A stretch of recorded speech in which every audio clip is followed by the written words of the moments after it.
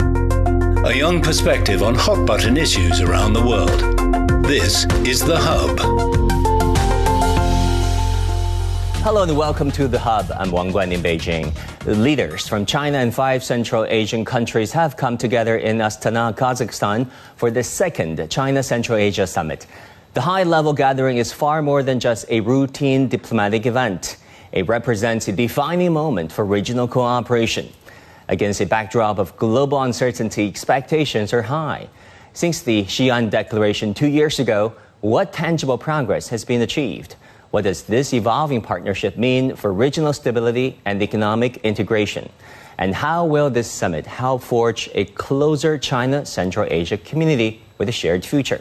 Joining us today to explore all these questions is Vladimir Nolov, former Secretary General of the Shanghai Cooperation Organization and former Foreign Minister of Uzbekistan.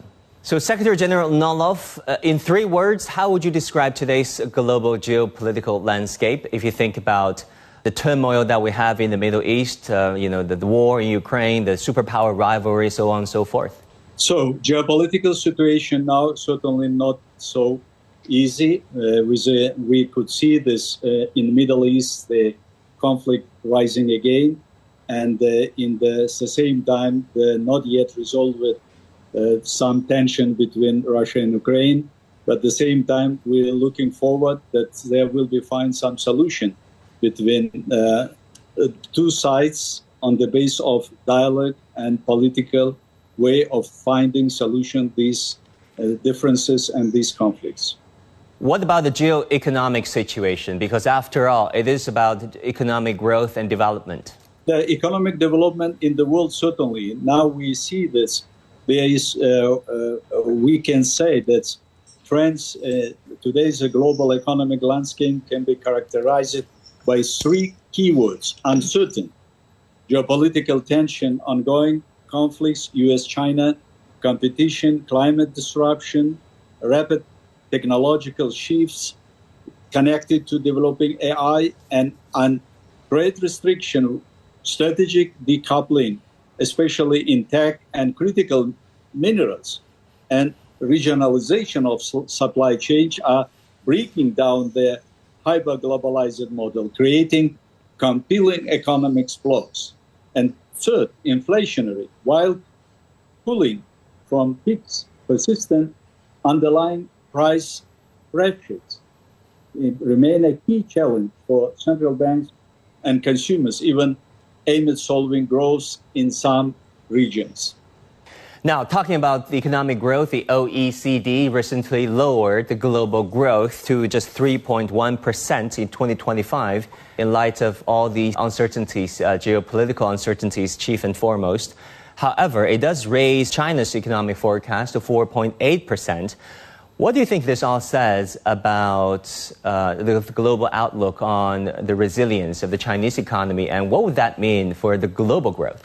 Certainly, the OECD upward revision to growth of Chinese economy 4.8% contrasts sharply with the downward revisions for most major economies, and the global average rise 3.1%. This signals China is navigating current headwinds, global slowdown, fragmentation, better than peers in near term. The upgrade likely reflects, first of all, aggressive fiscal monetary stimulus, significant government investment in infrastructure, strategic industries, especially high-tech manufacturing, and targeted monetary easing, manufacturing and export resilience. Despite trade tension, China's deep industrial base and supply chain integration continue to support export, particularly in electric vehicles, renewables, and electronics. Domestic demand shows signs of improvement after prolonged weakness, though sustainability remains a watch point. How China could reinforce global economic resilience. Despite fragmentation, China's scale and specific action offer crucial stabilizing potential. As the world's largest goods trader and second largest consumer market, Sustained Chinese demand, even 4 to 5% growth, provides vital export markets for commodities, supporting resource exporters and manufactured goods components, supporting Asian supply chain. China's vast diversified manufacturing base acts as a shock absorber. Its ability to ramp up production helps dampen global inflationary spikes. China remains a critical supplier of essential components and materials globally. Stable Chinese output helps prevent bottlenecks elsewhere. While facing domestic deflation risk, China's massive production capacity helps keep global goods inflation in check, offsetting service-led inflation elsewhere. This eases pressure on central banks globally. Chinese heavy investment in clean energy tech, mass production drastically lowers cost for solar panels, batteries, and electric vehicles globally, accelerating the energy transition, a key long-term resilience factor. Belt and Road Initiative projects, while facing scrutiny, can enhance connectivity and productive capacity in developing regions, while geopolitical friction limits formal coordination. Chinese calibrated stimulus, avoiding massive overheating and focus on high-quality growth, shifting towards tech consumption aligned broadly with the global goals of sustainable, non-inflationary expansion. The second China Central Asia Summit takes place in Astana, Kazakhstan. Central Asian countries have increasingly become China's, among the most robust partners that China has anywhere in the world. What are your expectations for the second summit between China and Central Asian countries? Certainly, the Astana summit is expected to move beyond the foundational Xi'an Declaration towards operationalization. Key deliverables will focus on physical connectivity, rails, roads, ports, energy security, pipelines, renewables, and trade facilitation. While major new initiatives might be announced, the core outcome will be concrete implementation agreements for existing priorities, demonstrating tangible progress in building the China Central Asian community with a shared future. Success will be measured by the speed and scale of actual construction and trade flows resulting from signed deals. Now, talking about cooperation, multilateral cooperation between China and Central Asia, China, Kyrgyzstan, Uzbekistan railway stood out. It's been many years in the making. The negotiation went on for years, if not decades, and the construction finally began in April. What benefits do you expect this China, Kyrgyzstan, Uzbekistan railway to deliver for the involved countries and the region? I can say that Xi'an Summit's declaration especially focused on beginning construction of China, Kyrgyzstan, Uzbekistan railway. For Central Asian landlocked countries and Uzbekistan, double landlocked countries, this project is very vital. When I was Secretary General of SCO, I always, in my statements, in any level, I focused that Central Asia is the core of SCO, but prosperity, stability, and sustainable development of Central Asian countries, and particularly Uzbekistan, more depend on access to the world's seaports, because sometimes the price of goods, 60% it was price of transporting. That's why this 454-kilometer line is the far more than tracks and tunnels.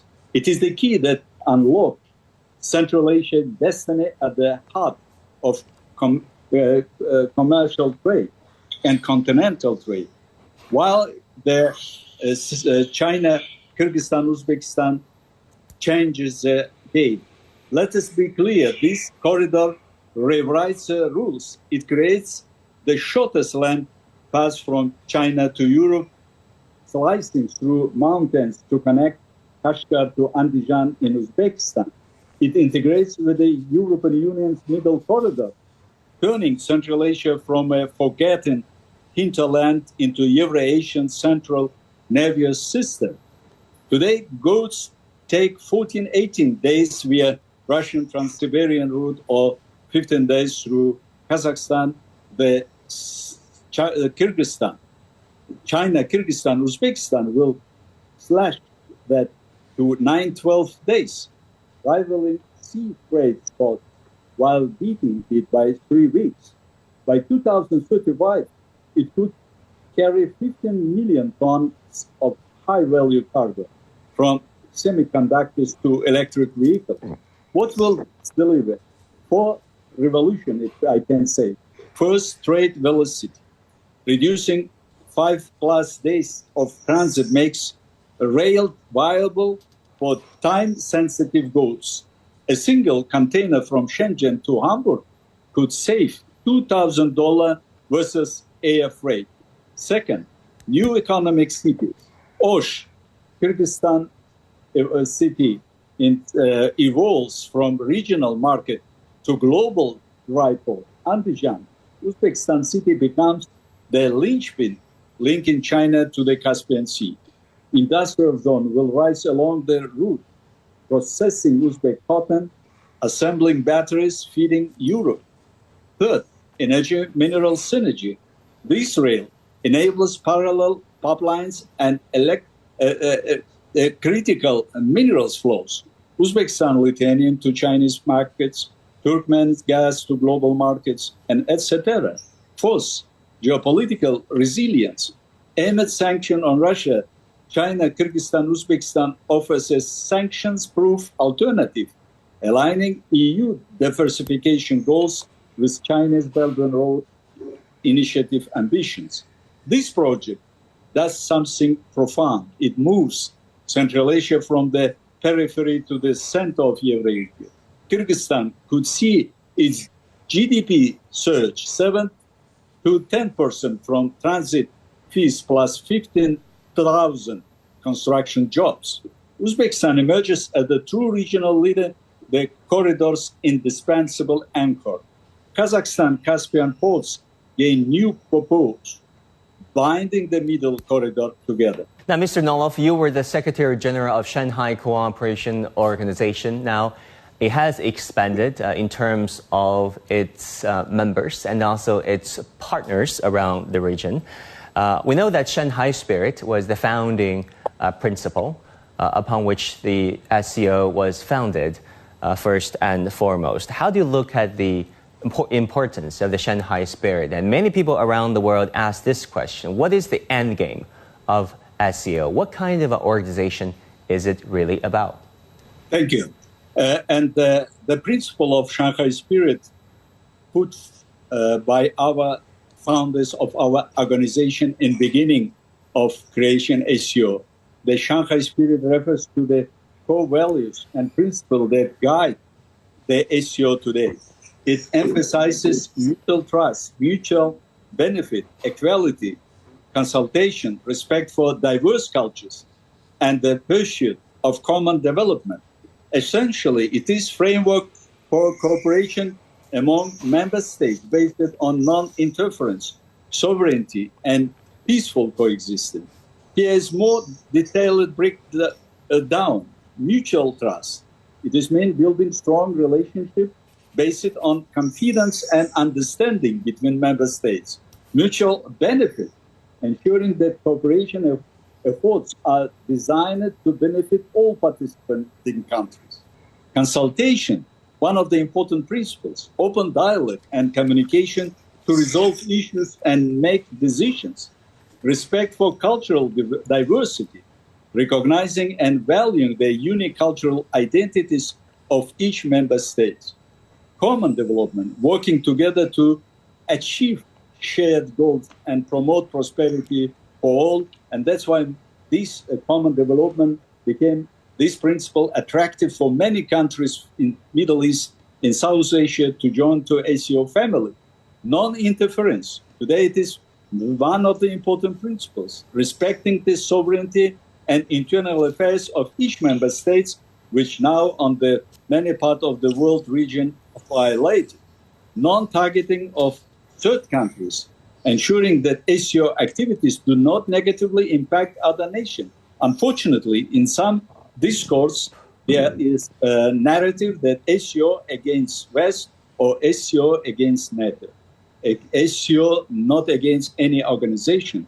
SCO not military organization. SCO, it is organization which is focused on developing cooperation between member states and openness, being willing to engage with other countries and organizations. This is principle allowed to us to rise to the member states and observer and at the same time partner states of our organization and establish good partnership with the United Nations, UNESCO, with the other regional and international organizations.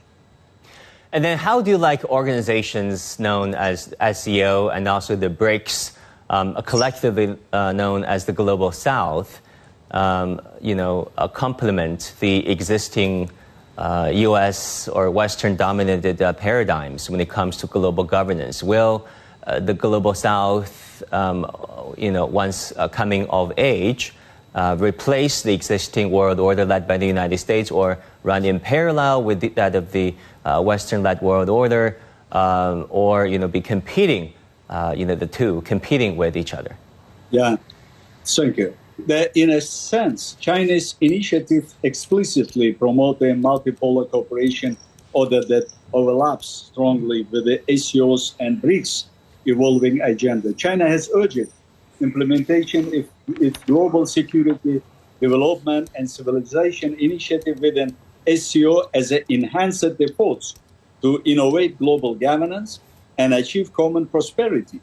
These initiatives and the Belt and Road Initiative are grounded in principles mutual respect, meaning cooperation and respect for diverse civilization that echo the SCO's Shanghai spirit and contrast with the Western unilateralism. For example, various Belt and Road Initiative and SCO consider respect for the diversity of civilization a core value and stress core consultation, joint contribution, and shared benefits. In practice, this means embedding Chinese-led ideals, sovereignty, non-interference, dialogue instead of cohesion into SCO cooperative programs, thereby fostering an SCO community of shared future for Eurasia.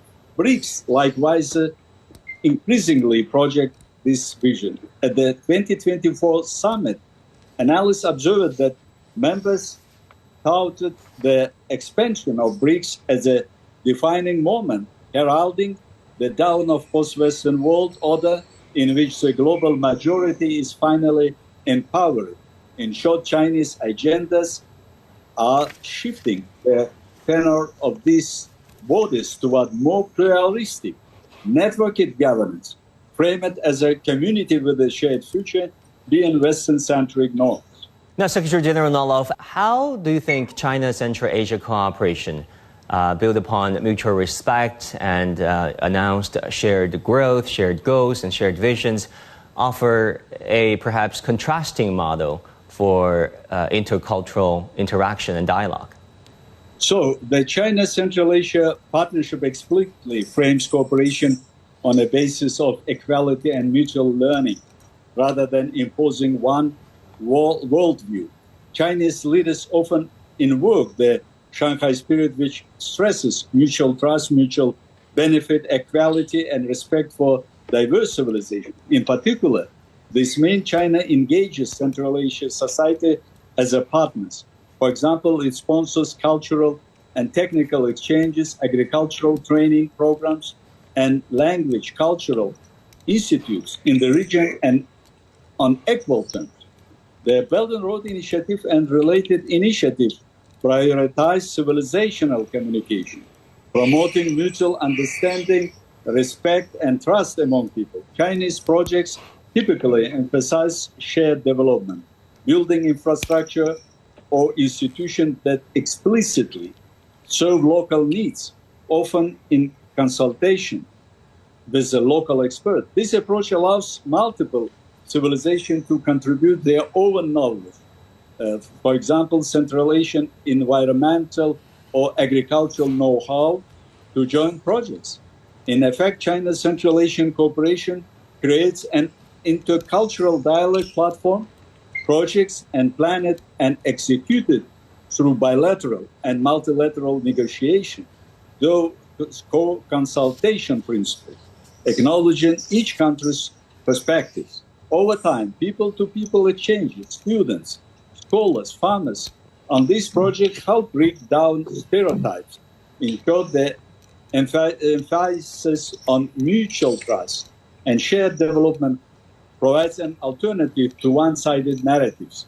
It positions both sides as equal stakeholders in the building roads of communication and prosperity rather than export of any single ideological script. Talking about climate and the environment, how do you see China Central Asian cooperation initiatives being translated into regional public goods, especially when it comes to building climate resilience and dealing with the pressing ecological issues like the restoration of the RLC? Yeah, thank you. This very serious challenge for Central Asia, the problem of RLC. And it is more than during one generation we lost this RLC. Multilateral China Central Asian forums are explicitly intended to move vision into action by coordinating joint projects that generate regional public goods for climate and environmental resilience. This means using Belt and Road Initiative and summit agreements to fund cross-border cooperation in water and green development. In practice, China has already begun applying its expertise under a Green Silk Road banner. For instance, Chinese and Uzbek researchers built a 5-hectare demonstration farm in Tashkent to showcase drip irrigation technology. Since its introduction, crop yields were more than doubled, even as water use was slashed by over 70%. Chinese Xi'an scientists have also helped Uzbekistan plant millions of hardy, salt-tolerant trees on cotton varieties on the Aral Sea bed, turning patched land green again. These kinds of projects, co-designed and jointly implemented, exemplified the summit's shared future ethic. Looking forward, summit communiques and declaration and Chinese Global Development Initiative explicitly include environmental goals under the 2024 SCO and China Central Asian agendas. Leaders have declared a focus on climate change and green development among high priorities. In short, the China Central Asia Summit is translating shared vision into regional public goods by leaning up collaborative projects, especially in water and ecosystem restoration that benefit all Central Asian citizens, as seen in current RLC rehabilitation efforts under the banner of win-win cooperation. Now, Minister Lalnov, finally, if you could encapsulate the next decade or the coming decade of China-Central Asia relations in a keyword, what would that be and why? And if one fitting phrase might be shared prosperity through connectivity. This captures the sense that China and Central Asia intend to deepen integration that all parties benefit. President Xi himself has said the Belt and Road Initiative should focus on achieving economic integration and interconnected development and deliver benefits for all. What I can say that this summit next decades will be more focused on developing interconnectivity when we're talking about the Central Asian role for China. Today, 85% of Chinese goods transported to Europe going through Central Asia, mostly through Kazakhstan. And number of trains rised last decade 10 times. But at the same time, by construction railroad, I hope that nearest years it will be finished. This number of transport trains will rise more. And this beneficial cooperation will give the impetus for economic development and sustainable development of Central Asian countries. The population of Central Asia is growing. It is more than 80 million today. In 2050, it will be 120 million, with a huge rare earth elements and energy capacity. Central Asia and China can develop mutually beneficial cooperation by focusing China to support Central Asian countries and, importantly, Uzbekistan, the developing manufacturing. For example, now in Zizag region of our country, with the Chinese BYD company, now we began to construct the plant from 50,000 cars now to 500,000 cars next years. That's why it is, looking forward to the next 10 years will be more productive and more influential and mutually beneficial cooperation, not only for benefits of two sides, China and Central Asia, but to all the Euro-Asian continent. Because Central Asia, it is the core, it is the heart of the Euro-Asian continent. That's why developing prosperity and sustainability of Central Asian countries, from this will benefit all regions. We see this now is rising interest to Central Asia from South countries, and at the same time from European Union, from the United States. All of them would like to develop cooperation with Central Asia. But this interest rises by mutually beneficial and mutually productive cooperation China with Central Asian countries. Secretary General Nolov, thank you so much for your insights and for your time. Thank you.